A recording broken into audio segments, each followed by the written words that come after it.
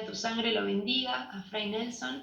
Señor, bendice su ministerio. Ven a poner tus palabras en su boca, ven a llenarlo con tu amor, con tu presencia y ven a hablarnos a través de él, que podamos abrir el corazón para que nos hables al corazón a través de tu servidor.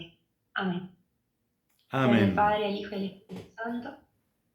Amén. Muchas gracias, muchas gracias.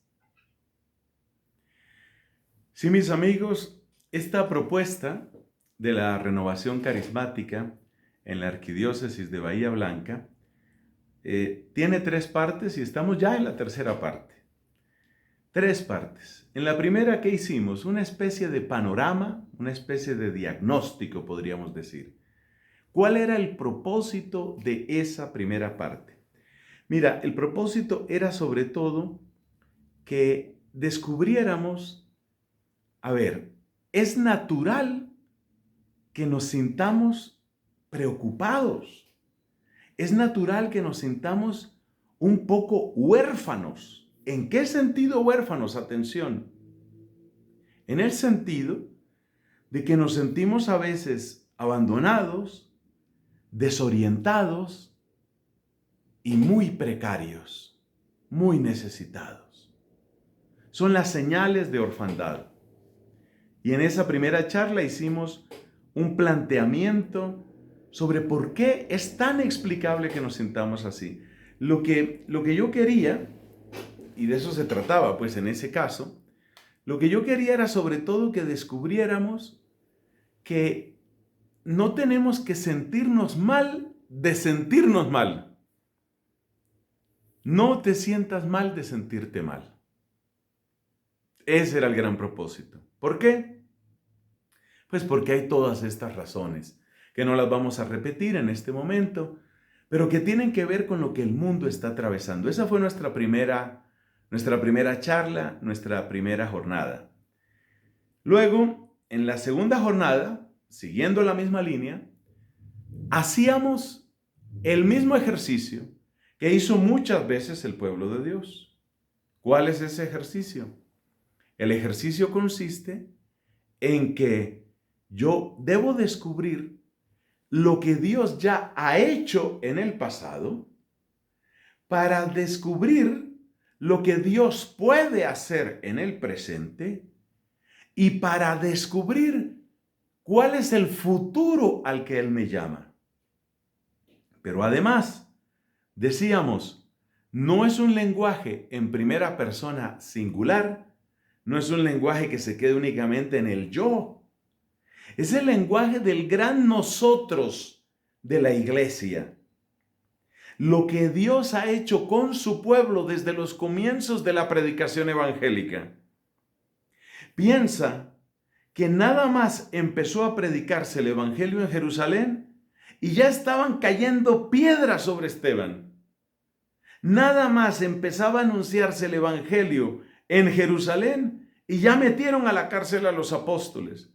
Yo me hago esta pregunta: si hubiéramos vivido en ese tiempo y si hubiéramos sido, por bondad de Dios, cristianos, y hubiéramos visto que nada más se empieza a predicar, empiezan los primeros milagros y a la cárcel, ¿no hubiera sido eso un motivo terrible de desaliento para nosotros?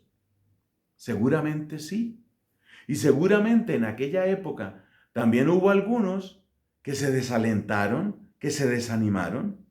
Pero ¿qué es lo hermoso? Lo hermoso es descubrir que por encima de la persecución externa y por encima de la frustración interna, el Espíritu de Dios siguió haciendo su obra. Por eso en esa segunda charla también mencionábamos otros ejemplos de la historia de la iglesia, ejemplos que nos muestran que la persecución no es la excepción, sino la regla. Que lo común, que lo frecuente, que lo normal, que lo cotidiano en la iglesia es ser perseguida. Que lo cotidiano, que lo normal en la iglesia es que se cumpla, no podía ser de otra manera, que se cumpla la palabra de Jesús. ¿Y cuál fue esa palabra? ¿Me han perseguido a mí? Los van a perseguir a ustedes. ¿Me han odiado a mí? los van a odiar a ustedes.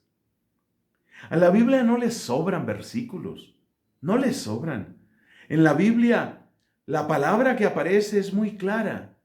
Y por ejemplo, dice Cristo, el que quiera ser discípulo mío, tome su cruz cada día y luego venga conmigo. Esas palabras no le sobran a la Escritura.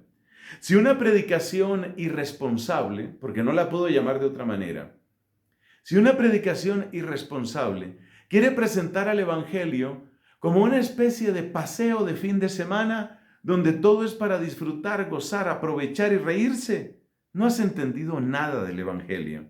El Evangelio es alegría, sí. El Evangelio es victoria, sí. El Evangelio es gozo, sí.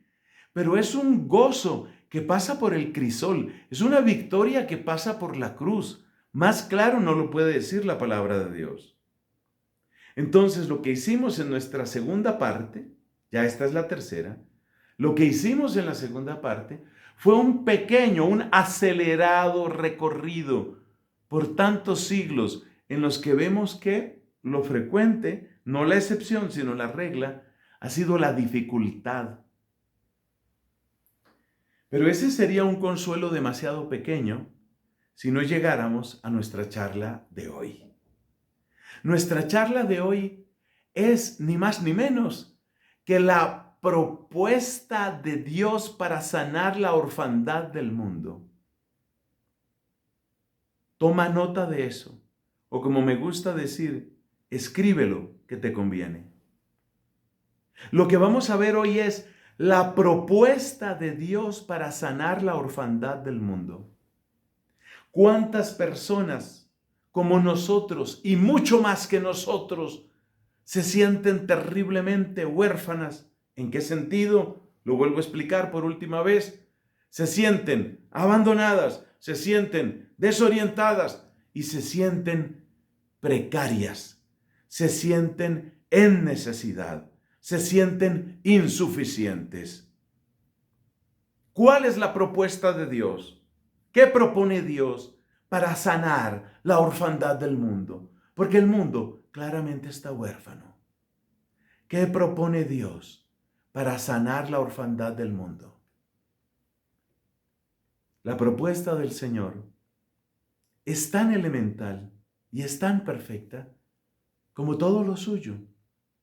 Se llama comunidad. Por eso el título de estas predicaciones es Horas decisivas, porque estamos viviendo horas decisivas, de la orfandad a la comunidad. Ese es el itinerario. No importa si tu familia ha sido incompleta, uniparental, disfuncional o, entre comillas, normal. No importa. Sé que estas palabras van en primer lugar para la querida Argentina, pero estoy seguro que las oyen y las oirán muchos otros hermanos. No importa si tu país está sujeto a gran violencia, a gran necesidad, a gran penuria, o si por el contrario hay paz, bendito Dios, y hay futuro abierto. La propuesta de Dios se llama comunidad.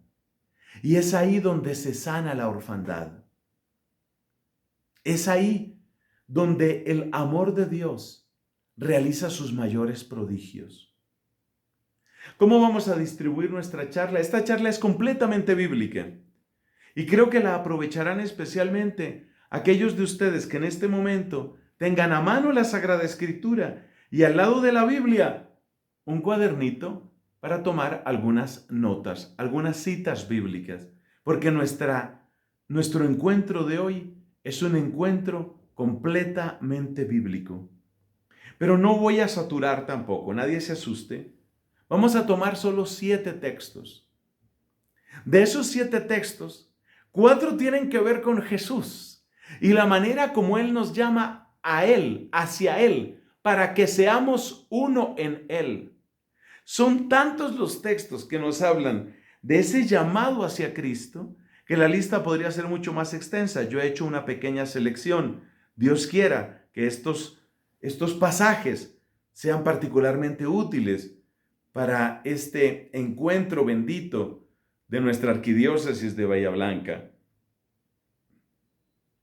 Entonces, son 7 textos. De esos 7, 4 tienen que ver directamente con Jesucristo y 3 tienen que ver con la iglesia. 4 y 3. Y en esos textos que vamos a encontrar lo que ha sido el título. ¿El título cuál es? El título es, de esta charla en particular, la propuesta de Dios para sanar la orfandad del mundo. Porque el mundo está huérfano. El mundo está huérfano. Mira, las epidemias que estamos viviendo, no solo desde el punto de vista biológico, que no me refiero a eso ahora, las epidemias que estamos viviendo de ansiedad, de depresión, de agresividad, de suicidio, tienen todas que ver con esta orfandad.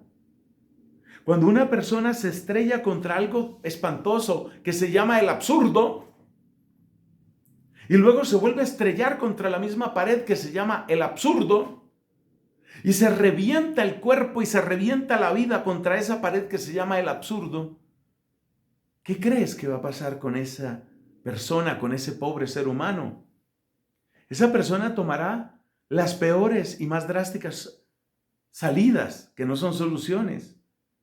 Tomará el camino de la agresividad o el camino del suicidio o el camino de la ansiedad o el camino de la depresión. El mundo está huérfano.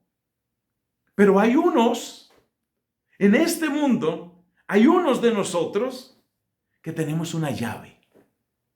Y esa llave bendita, esa llave que es capaz de sanar la orfandad, esa llave se llama comunidad. No cualquier comunidad, no.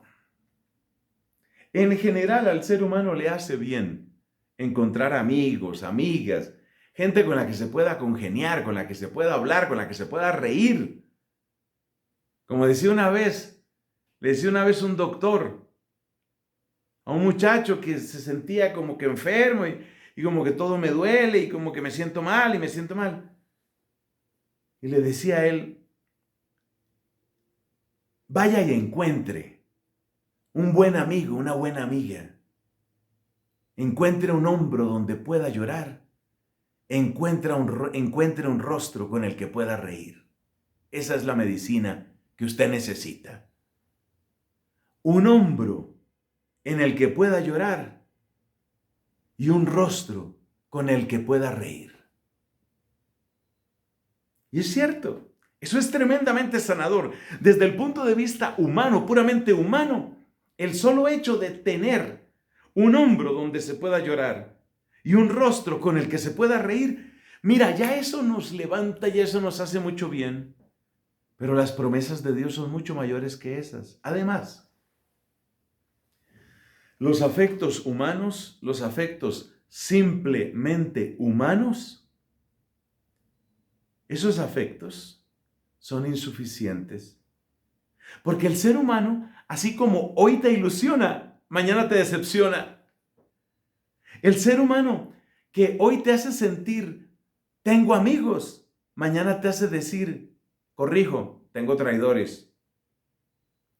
El ser humano que hoy te hace decir, se ha levantado de nuevo mi esperanza, mañana te hace decir, qué desilusión.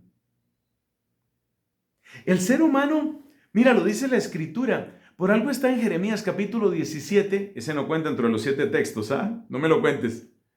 Por eso dice Jeremías 17, nada más falso y enfermo que el corazón, se refiere al corazón humano, nada más falso y enfermo que el corazón, ¿quién lo entenderá? Y añade, yo el Señor, penetro el corazón, sondeo las entrañas para dar al hombre según su conducta. La verdad es que el ser humano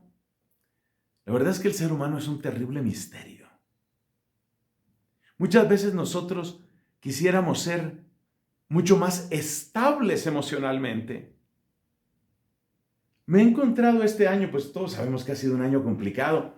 Me he encontrado este año con gente que me dice, y sabes que me conmueve esa frase, dicen, Padre, es que yo no quisiera ser así. Yo no quisiera estar sintiendo lo que siento. Yo no quisiera ser una carga para mi familia. Por eso debemos volver a la palabra de Dios. Es muy hermoso tener, ¿cómo era la frase? Un hombro en el cual llorar y un rostro con el cual reír. Es muy bello. Pero si tú te apoyas solamente en el ser humano, te repito, aquel que ayer te pareció un apoyo, mañana te puede parecer una carga. Entonces ya la solución ya no funciona. Con esa convicción, yo creo que podemos entrar a nuestras citas bíblicas. Como les dije, 4 de esas citas tienen que ver en primer lugar con Jesucristo, 3 de esas citas tienen que ver con la comunidad cristiana, con la iglesia. Y yo creo que la primera de estas citas me la vas a adivinar porque es muy fácil. Además sé que le estoy hablando a personas que tienen cercanía y amor con la palabra de Dios. Esa es la renovación carismática que yo conocí. Mateo capítulo 11, versículos del 28 al 30. Acuérdate, tomar apuntes, Mateo 11, 28 al 30. Yo te leo aquí una versión. Vengan a mí todos los que están cansados y agobiados, yo los haré descansar. Tomen mi yugo sobre ustedes y aprendan de mí, que yo soy manso y humilde de corazón, y hallarán descanso para sus almas. Mi yugo es fácil, dice esta traducción, mi carga ligera. Jesús está diciendo a un mundo huérfano, no te mueras en soledad, no te recomas en tu envidia, no te hundas en tu depresión, no huyas por los caminos de la agresividad o del vicio. Ven a mí. Ven a mí. Es el llamado de Cristo. Ven a mí. Hermanos, muchas veces el mundo nos hace invitaciones. Ven, ven. El mundo nos invita. Ven, emborráchate. Ven. Prueba una nueva experiencia sexual. Ven. Prueba esta marihuana, este poco de cocaína. Ven. Ven es la voz de la publicidad. Ven es la voz de la política. Únete a nosotros. Esta vez le toca al pueblo. Únete a nosotros. Vamos a marcar una nueva etapa en la historia de Argentina. Ven, únete a nosotros. Las corrientes filosóficas dicen ven. Las redes sociales dicen ven. Me acuerdo cuando yo empezaba a utilizar Instagram. Todos los días estoy publicando predicaciones en Instagram y bueno, algunos mensajes. Valga la propaganda, en Instagram me llamo Fray Nelson, así en una sola palabra. Y me llamó la atención en Instagram que cuando uno toma, por ejemplo, su celular y le dice buscar en la aplicación de Instagram, lo que te sale es un torrente de propuestas. Usualmente fotos, videos, de toda clase. Algunas cosas muy buenas. Hay unos sacerdotes que están haciendo cosas extraordinarias. Hay gente que está publicando cosas sustanciosas. Y también sabemos que hay mucha basura, ¿cierto? Eso también lo sabemos. Pero lo que me llama la atención, o me llamó la atención, la primera vez que yo abrí Instagram, tenía yo recién mi cuenta, abro Instagram Y le pongo buscar, la famosa lupita, esa lupa que ponen en todas partes que significa buscar. Y de una vez me salen 30, 40 fotos, de todas. Cantantes, modelos, sacerdotes, conferencia episcopal, amigos que yo conozco, gente que ni idea quién es. Y es como si cada una de esas fotos me estuviera diciendo, ven, ven, únete, dame like. Algunos están inventando verbos en español. Likeame. Likeame. Dame like. Suscríbete. Oye, ¿qué significa suscríbete? Suscríbete significa ven, ven. Ven a mi canal. Ven a mi grupo. Ven a mi comunidad. ¡Qué regalazo del Espíritu Santo! ¡Qué regalazo! Si por encima de todas las invitaciones, tus oídos alcanzan a escuchar a Jesús. Ven. Que por encima de todos los canales, que por encima de todas las celebridades, que por encima de todas las estrellas, sientas que es el sol de Cristo el que te está diciendo, ven, ven. Y qué bueno ir hacia Jesús, qué bueno, qué bello. Se acabará tu orfandad. Sigamos. Segundo texto, Lucas capítulo 19, versículos del 9 al 11. Lucas 19, versículos del 9 al 11. Si tú vas a la Sagrada Escritura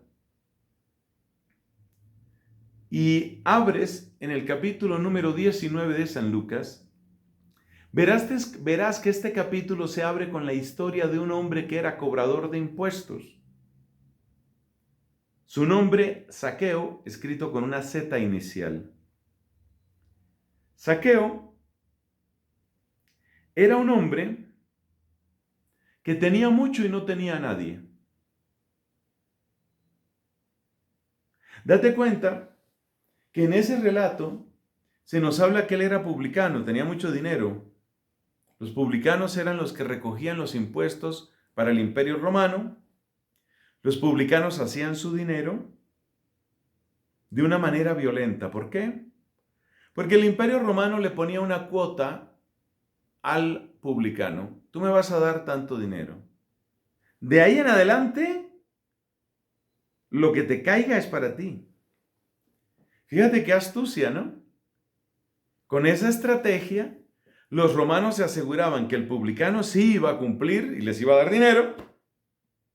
Se quitaban el problema de cobrar los impuestos ellos mismos y despertaban la codicia en esos cobradores de tal manera que tuvieran siempre un aliciente para exprimir a su propio pueblo, exprimir a sus propios compatriotas. Por eso los publicanos eran tan odiados en aquella época. Lucas capítulo 19 se abre con la historia de un publicano y te debe llamar la atención lo mismo que a mí, que en todo ese pasaje no se menciona un solo amigo de Zaqueo, ni la esposa de Zaqueo, si es que la tenía, ni los hijos de Zaqueo, ni nada. Zaqueo tenía mucho, pero no tenía a nadie. Muchas cosas, ningún amigo, ningún corazón. Él tenía, según aparece el relato, él tenía cosas sí tenía. Y estaba inundado y solo y prisionero en sus cosas. Yo pienso en Zaqueo y pienso en lo que es la orfandad espiritual. Llega Jesús a la casa de Zaqueo y leo los versículos 9, 10 y 11. Jesús le dijo, hoy ha venido la salvación a esta casa. Hoy ha venido la salvación a esta casa. ¿Por qué llegó la salvación a esa casa? porque el Salvador llegó a esa casa. Es el Salvador el que trae la salvación. Es el Salvador el que sana a Zaqueo de su orfandad. Lo que más me conmueve de ese pasaje que está, ya te dije, Lucas 19 del 9 al 11, lo que más me conmueve es precisamente el versículo 9. Hoy ha llegado la salvación a esta casa. Y te va a sorprender la frase. Yo sé que tú la has oído muchas veces, pero es que a veces uno oye con otros oídos. Mira lo que le sigue diciendo Jesús. Ya que este también, lo tienes ahí en tu Biblia, lo estás leyendo, ¿cierto? Este también es hijo de Abraham. Jesús sanándole la orfandad a Zaqueo. Más claro no puede estar. Hoy ha llegado la salvación. ¿Y por qué llegó la salvación? Porque Jesús cura la orfandad. Lo que le viene a decir Jesús a Zaqueo es, tú tienes cosas, tú no tienes gente. Tú tienes cosas, tú no tienes familia. Tú tienes cosas, tú no tienes amigos. Tú tienes cosas, tú no tienes esposa, no tienes hijos. O por lo menos parece que no cuentan. En el relato no aparecen por ningún lado. ¿Y cómo soluciona Cristo esa situación? Le dice, este también es hijo de Abraham. Lo volvió hijo. El Imperio Romano lo había vuelto funcionario. Un funcionario sin alma. Un funcionario sin alma. Un robot. Un títere. Una herramienta que los romanos utilizarían a placer y luego la arrojarían. ¿Cómo lo trató Jesús?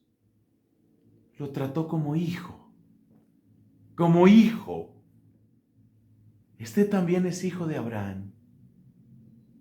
Y el versículo sigue. El Hijo del Hombre ha venido a buscar y a salvar lo que se había perdido. El Hijo del Hombre ha venido a buscar y a salvar lo que se había perdido. A mí me impacta muchísimo que Jesús utilice esa expresión porque nos está confirmando algo que yo creo que nosotros veíamos desde el primer día de estos encuentros. Fíjate cómo Jesús nos está confirmando que cuando el ser humano se hunde en el océano de las cosas, está perdido. El que es huérfano está perdido. Propiamente nos interesa, yo dije que hasta el versículo 11, pero es hasta el versículo 10, el 9 y el 10. El 11 ya abre el otro tema, que es muy importante también, pero no es nuestro tema hoy. O sea que podemos dejar Lucas 19, 9, 10. Pasemos al tercer texto. El tercer texto es nuevamente de Mateo. Capítulo 9, versículos del 35 al 37. A ver si esta vez sí lo puse bien. Mateo 9, del 35 al 37. Para mí todo lo de Jesús me conmueve. A mí Jesús me conmueve. Porque es que decía Santo Tomás de Aquino, es probar el amor en su fuente. Es probar la dulzura en su fuente. Ese es Jesús. Por eso Jesús a mí me sacude, me conmueve. Y ahora verás este pasaje que si uno está sensible lo hace llorar, hermano. Jesús recorría todas las ciudades y aldeas, enseñando en las sinagogas de ellos, proclamando el evangelio del reino y sanando toda enfermedad y toda dolencia. Mira cuántos verbos tienen que ver con Jesús. Recorre las ciudades y aldeas. Jesús en camino. Jesús el peregrino. Jesús en búsqueda de ¿qué? ¿Buscando ganancia? Les voy a contar una noticia económica que tiene que ver con la pandemia. Este gigante del comercio online que se llama Amazon ha cambiado completamente su operación aquí en Colombia. Es decir, Amazon nos está facilitando a los colombianos, supongo que en muchas otras partes lo están haciendo, pero es que no conozco, porque no puedo salir, estoy en pandemia. Pero aquí en Colombia, Amazon está haciendo una cosa impresionante. Mira, te facilitan tanto las cosas que lo que antes solo sucedía en Estados Unidos, ahora se puede hacer aquí. Tú puedes comprar en Colombia como comprabas en Estados Unidos, incluyendo el transporte gratuito de la mercancía, de una gran cantidad de mercancía. El transporte es gratuito hasta la puerta de tu casa. O sea, Amazon llega hasta la puerta de mi casa y me dice, no te cobro el transporte de lo que compraste. No te lo cobro. Amazon llega hasta la puerta de mi casa y me da, mira, esto es tuyo. Bueno, ya lo pagaste, esto es tuyo. ¿Por qué estoy comentando lo de Amazon? Porque cuando yo comparo a Amazon con Jesucristo, que tal vez soy la única persona que hace esa comparación, yo veo a Amazon recorriendo las ciudades y las aldeas, por lo menos en este país y seguro que en muchísimos otros. Yo veo a Amazon recorriendo las ciudades y las aldeas. ¿Por qué? ¿Por qué? Para obtener lucro, dinero, ganancia. Seguramente ustedes ya saben que en este momento el hombre más rico sobre el planeta Tierra es el fundador y gerente general de Amazon, el señor Jeff Bezos. O sea que Amazon, Jeff Bezos, recorre el mundo entero, pero para esto, dinerito. Lo que a mí me conmueve de Jesús es que recorre no para cobrar, no para llenarse, sino para dar y para sanar y para liberar. Eso es lo que me impacta. No es que esté mal el comercio, no vayan a pensar ustedes que estoy satanizando el comercio. Simplemente estoy exaltando la infinita nobleza, bondad, ternura de mi Señor Jesucristo. Y sigue, versículo 36, Mateo 9:36. Viendo las multitudes, tuvo compasión de ellas, porque estaban angustiadas y abatidas, como ovejas que no tienen pastor. ¿Te acuerdas lo que decíamos en nuestra primera charla de estos encuentros? ¿Te acuerdas? ¿Te acuerdas cómo decíamos que la gente se está sintiendo angustiada y abatida? ¿Y te acuerdas cómo decíamos que la gente se está sintiendo abandonada? Ahí tienes la respuesta. Mateo capítulo 9, versículo 36. Como ovejas que no tienen pastor, pero el pastor ha salido a recorrer. El pastor ha salido a recorrer el mundo entero. El pastor ha salido a recorrer a través de las redes sociales también. Hay gente que solo habla mal de las redes sociales. Yo sé que pueden suceder barbaridades y yo conozco barbaridades que han sucedido a través de redes sociales, matrimonios que se han destruido, familias que se han lastimado, jóvenes que han entrado en los más escandalosos vicios por redes sociales. Yo sé. Pero yo te hago una pregunta. ¿Los caminos que Jesús recorría eran caminos inmaculados, donde solo circulaba la virtud? Los caminos que Jesús recorría eran caminos sucios, y no solo físicamente. Por ahí pasaba también el sicario, y el atracador, y el explotador. Jesús recorre los caminos sucios para darle limpieza al corazón humano. Y termina el versículo 37. Dijo a sus discípulos: la mies es mucha, los obreros pocos. Es decir, que Cristo quiere no solo sanar Él, sino que quiere que nosotros seamos brazos de Cristo, brazos suyos para sanar. Es tanto el deseo que Él tiene de sanar, que quisiera tener más brazos y más brazos. Y por eso cuenta con los tuyos y los míos. Cuarto pasaje, Juan, capítulo 6, versículos del 67 al 69. Juan, capítulo 6, versículos del 67 al 69. Estoy seguro que cuando tú oyes Juan, capítulo 6, ya sabes de qué vamos a hablar, del pan de vida. De eso es de lo que vamos a hablar.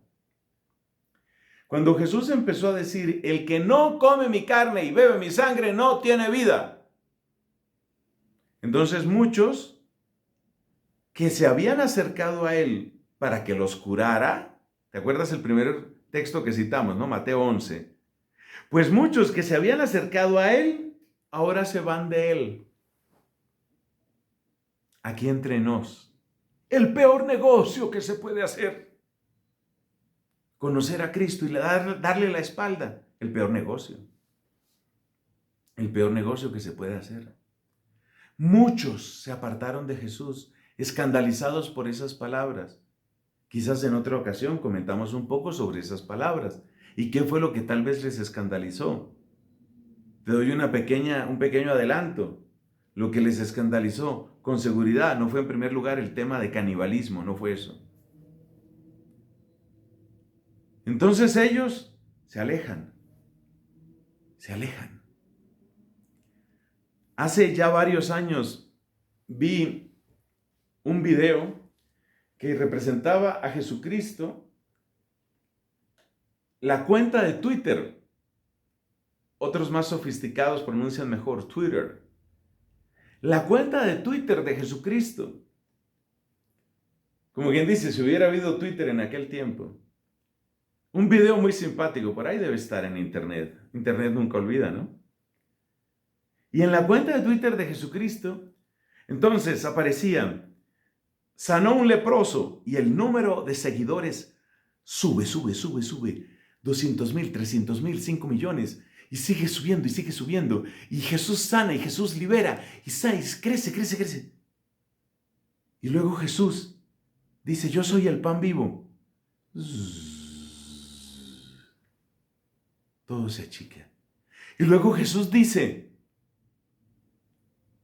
el Hijo del Hombre tiene que padecer mucho, tiene que ser entregado a los sumos sacerdotes, tiene que ser traicionado, lo crucificarán. Y creo que la cuenta disminuye y le quedan 1 o 2, que serían, qué sé yo, la Virgen, San Juan, la Magdalena. Es un número ridículo el que queda cuando llega a la cruz. Pero bendito sea Dios, Jesucristo no depende de esos números. Leamos Juan 6, del 67 al 69. Entonces Jesús dijo a los 12, ¿acaso queréis vosotros iros también? Simón Pedro le respondió, Señor, ¿a quién iremos? Tú tienes palabras de vida eterna. Es Jesús el que mantiene la comunidad. Es Jesús el que mantiene a los 12. Nosotros nos reunimos en la iglesia, nosotros nos encontramos como comunidad cristiana, no porque consideremos que somos los más simpáticos que se están encontrando con los más simpáticos. No. Nosotros nos reunimos en la iglesia porque el mismo Jesús que te aceptó a ti me acepta a mí. Porque el mismo Jesús que te llamó a ti me llama a mí. Por eso tú eres importante y tú eres importante. Oye, tú también eres muy importante. Tú eres importantísimo. Es por Cristo. Y dice Pedro, nosotros hemos creído y conocido que tú eres el Santo de Dios. Entonces, démonos cuenta cómo Jesús es el que da el centro. Jesús es el que nos centra. Sin Jesús no tenemos centro.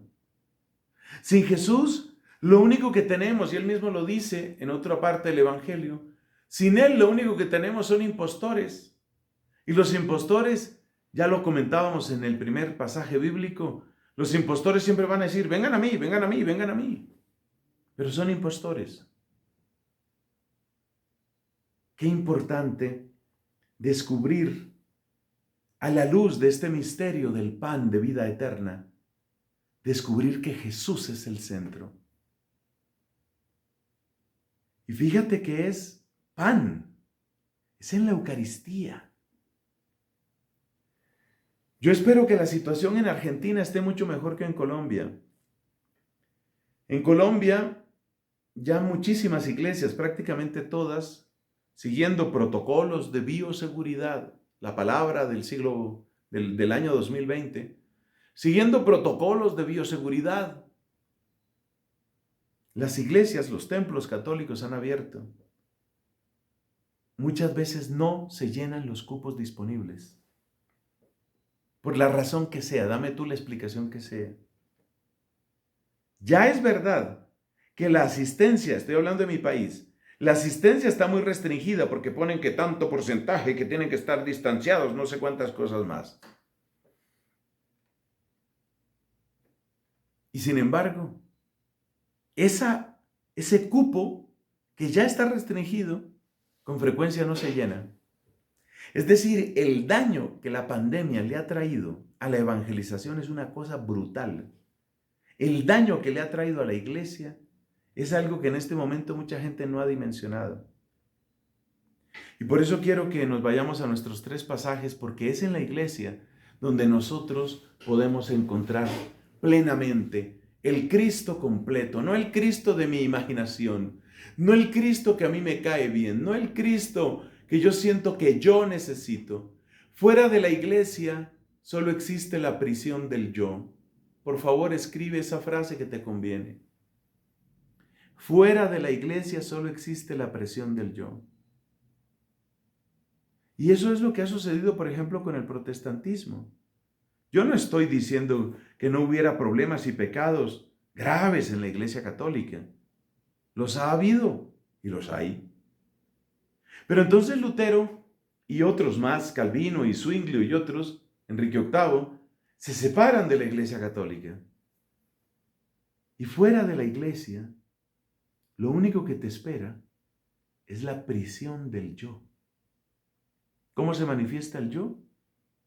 En que yo tengo la razón porque yo sé interpretar la Biblia. Y otro dice, tú cállate.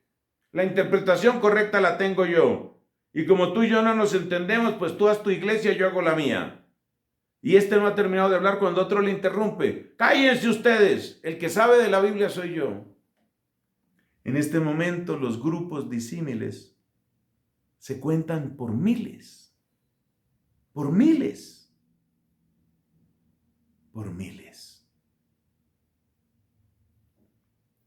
Te sales de la iglesia y nada más salir te espera la prisión del yo. La prisión del yo no es la más asfixiante, no. La prisión más asfixiante vive para quienes mueren en la prisión del yo. A ellos les espera una prisión mucho más asfixiante porque tiene demasiado azufre y demasiado calor. Fuera de la iglesia solo te queda la prisión del yo. Pero hay tiempo para salir. Hechos de los Apóstoles, nuestro siguiente texto. Hechos de los Apóstoles, capítulo 2, versículos 46 y 47. Hechos 2, 46, 47. Mira cómo la palabra y mira cómo el poder del Espíritu sacan a la gente de la prisión del yo. Porque en la prisión del yo están también tus miedos. Mira, si uno pudiera entrar a la prisión del yo uno solo, no sería tan terrible. Pero ¿sabes qué es lo que pasa? Que cuando uno entra en la prisión del yo, afuera quedan la bondad, la esperanza y la humildad. Y adentro quedan el miedo, la ansiedad y la tristeza. Por eso en la prisión del yo, ya están tus carceleros, que se llaman desesperanza, ansiedad, tristeza. Pero Dios, por el poder de su palabra, va llamando a la gente. Va llamando a la gente. Es hermoso, mi Dios. Por la predicación de los apóstoles los va llamando, y te leo Hechos 2, 46, 47. Día tras día continuaban unánimes en el templo. ¿Oíste? Unánimes, unidos en un solo ánimo, unánimes en el templo, partiendo el pan en los hogares, eran las celebraciones eucarísticas de la época. Comían juntos con alegría y sencillez de corazón, fuera tristeza, alabando a Dios, alabando a Dios. Yo eso no tengo con qué agradecérselo a la Renovación Carismática. Todavía hoy, después de tantos años, yo puedo decir, mi primera referencia de alabanza a Dios es lo que yo he vivido en tantos momentos con la Renovación Carismática. Admirando todo lo que Dios hace, que nadie se confunda. Yo admiro las alabanzas de los monjes. Yo he compartido con monjes, monjes de clausura, ermitaños, monjas contemplativas, y bendigo a esas santas mujeres. Pero para mí, mi primer referente de alabanza es ese canto gozoso de la asamblea que proclama al Señor Jesús, alabando a Dios y hallando favor con todo el pueblo. Y mira cómo termina, Hechos 2, 46, 47, mira cómo termina. El Señor añadía cada día al número de ellos los que iban siendo salvos. Es Dios el que está construyendo un pueblo. Es Dios el que está llamando. Y por eso es un privilegio que tú te sientas llamado, un privilegio que tú sientas, he sido convocado. ¿Por quién? No es Juan Manuel, no es Agustina, con el debido cariño y respeto. No es Fray Carlos Aspiros, mucho menos es Fray Nelson.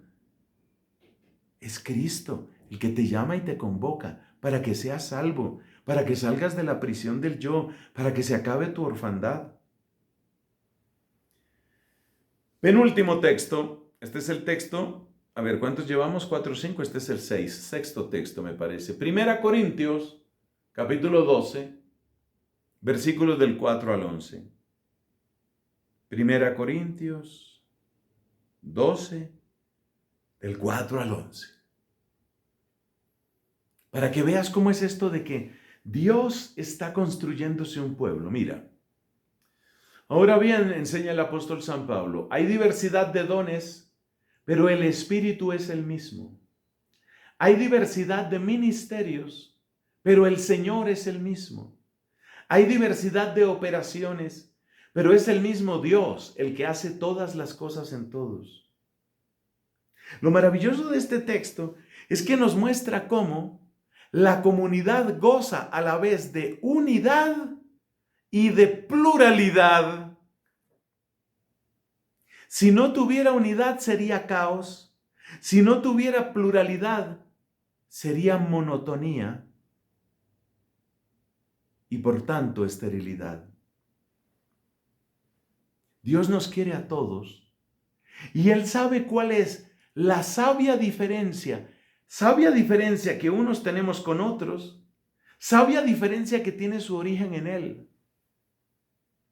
Uno de estos santos padres de la iglesia, que en este momento me perdonan, no recuerdo si es San Juan Crisóstomo o San Basilio Magno, dice, así como el agua es una sola, pero en cada planta le hace producir flores y frutos distintos, así el Espíritu de Dios, siendo uno solo, llega a nosotros todos y en cada uno produce flores de distintos aromas y frutos de distinto sabor. Y es el mismo Espíritu. Dios está haciendo un jardín, no como el jardín del Edén, que fue lugar de traición. Dios está haciendo un jardín que sea sus delicias, donde Él esté a gusto. ¿Recuerdas lo que dice la amada, la novia, en el Cantar de los Cantares? Ella le puede decir a su amado, ven ya están los rosales en flor. Esa es la iglesia. Esa es la iglesia que llama al amado. Por eso cada uno de nosotros tiene que dar su propia flor, su propio fruto, en la armonía que trae el Espíritu.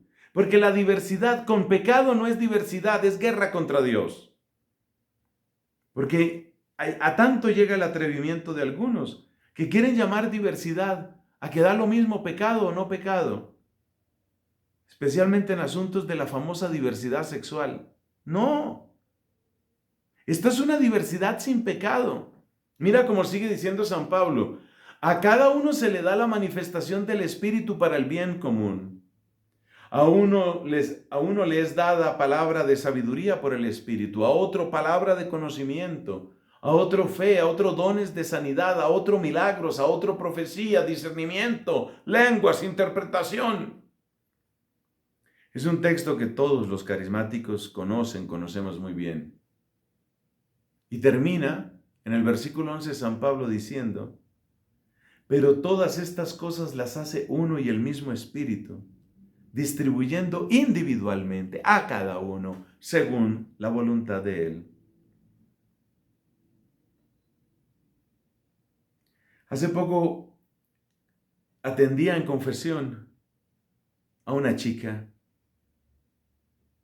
con cierta tendencia suicida. Hay que orar mucho por esas situaciones. Recuerden que la ideación suicida es algo muy fuerte en nuestro tiempo. Y esta chica me decía entre lágrimas, es que yo no sé para qué sirve lo que yo tengo. Yo no sé para qué sirve mi vida. Y ella se siente huérfana. Y por eso siente que su vida no tiene propósito. ¿Qué tal que nosotros, con la oración primero, qué tal que nosotros pudiéramos tocar un corazón como ese? Y que ese corazón de esa jovencita que apenas está empezando su vida pudiera decir lo que dijo Santa Teresa del Niño Jesús. Ahora ya sé cuál es mi lugar. Eso te lo da el Espíritu para que no seas huérfano. Toda esta diversidad de dones y de regalos del Espíritu Santo es para una cosa, para una. ¿Cuál? Que tú sepas cuál es tu lugar. El que no sabe para qué es lo que Dios le ha dado, no sabe para qué es. Lo siente como una carga. Lo siente como una carga. Es como si tú por primera vez te subieras a un barco y ni siquiera sabes lo que es un barco ni que los barcos se pueden hundir. Tú entras y te dicen, tenga sus salvavidas, y tú no sabes para qué sirve eso. Estoy poniendo un ejemplo muy forzado, ¿no? Pero se entiende. Entraste al barco, a un gran barco, tú no sabes ni para qué son los barcos, ni qué es el océano, ni que se puede hundir el barco. Y te dan un salvavidas. Después de tener un rato el salvavidas en tus manos, tú dices, pero ¿para qué esto? ¿Qué cosa tan pesada, tan harta? Yo voy a botar esto. Hay gente que está botando, que está arrojando así su vida. La arrojan al altar de la ansiedad, al altar de la depresión, al altar de la agresividad, al altar de la cocaína, al altar de la droga, al altar de las orgías. Arrojan sus vidas a esos altares. Pero es que no saben para qué era su vida. En la comunidad, tú vas a poder saber para qué es tu vida. Tú lo vas a saber. Y el día que tú descubres que el salvavidas, que tu verdadero salvavidas no era únicamente para salvarte a ti, sino que es la bondad que tú le puedes traer a este mundo, ese día tu vida adquiere todo el sentido. Dejaste de ser huérfano, llegaste a la comunidad. Último texto, que casi no necesita comentario. Yo creo que es muy importante este texto. Hebreos, capítulo 10, versículos del 19 al 25. Leamos simplemente. Entonces, hermanos, puesto que tenemos confianza para entrar al lugar santísimo por la sangre de Jesús, por un camino nuevo y vivo que Él inauguró para nosotros, por medio del velo, es decir, su carne, y puesto que tenemos un gran sacerdote sobre la casa de Dios, Jesucristo, acerquémonos con corazón sincero, en plena certidumbre de fe, teniendo nuestro corazón purificado de mala conciencia y nuestro cuerpo lavado con agua pura. Qué hermoso es. Tenemos el sumo sacerdote, tenemos el camino, tenemos acceso al santuario. ¡Tenemos casa! ¡Tenemos casa! No estamos por ahí huérfanos, tenemos casa. Pero mira cómo termina. Mantengamos firme la profesión de nuestra esperanza sin vacilar, porque fiel es el que prometió. Consideremos cómo animarnos unos a otros al amor y a las buenas obras, no dejando de congregarnos, no dejando de reunirnos, como algunos tienen por costumbre. Lo dice el texto bíblico, no lo agrego yo. No dejando de reunirnos, como algunos tienen por costumbre, sino exhortándonos unos a otros, y mucho más al ver que el día se acerca. Esas son las palabras para concluir, hermanos. El camino está abierto, hay casa para ti. ¿Te falta otro texto bíblico? Este sí lo buscas tú. Me voy a prepararos un lugar. Cuando esté listo el lugar, volveré por vosotros.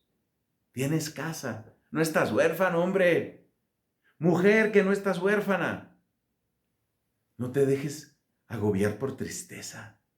No, claro que no. Tienes casa, tienes hogar. ¿Qué hay que hacer? Caminar juntos, permanecer en la comunidad, no abandonar las asambleas, seguirnos reuniendo, exhortándonos unos a otros. En esta ocasión, por ejemplo, me correspondió a mí ayudar, animar un poco, exhortar. Quizás el día de mañana serán ustedes los que tengan que decir: ¡Hey, Fray Nelson! ¿Qué pasó, hermano?